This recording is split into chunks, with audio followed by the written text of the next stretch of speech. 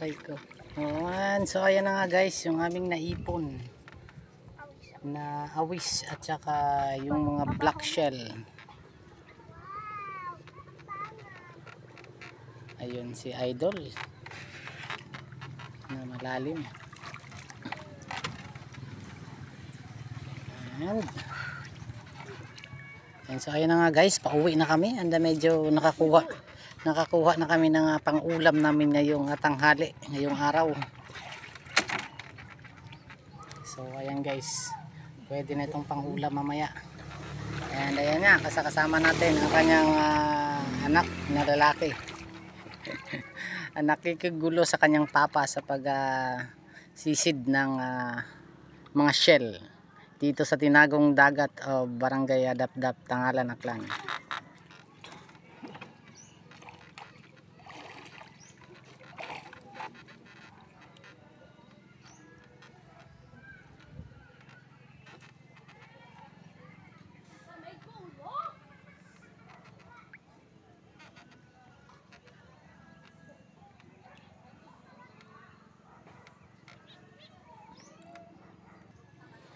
And so ayan guys, pabalik na kami. Maraming salamat sa inyong pagsama na sa amin para sa pag-explore ng tinagong dagat o Tangalan, Aklan dito sa barangay Dapdap.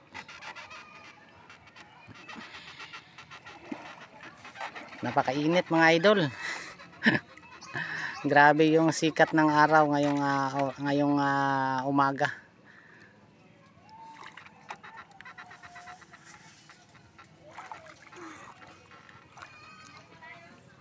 So ayan guys, merong mga resort doon sa dulo, and then kabilang side niyan ay yan na yung baybayin ng Dapdap, Tangalan.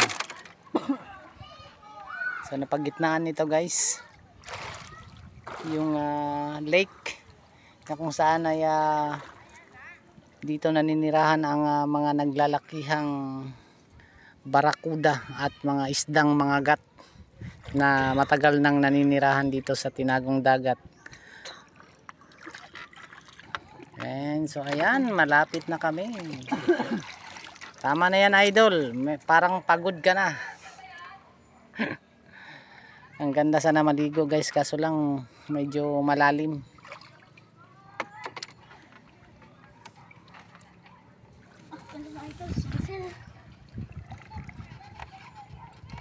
Idol, ako pala si Lucel, my idol.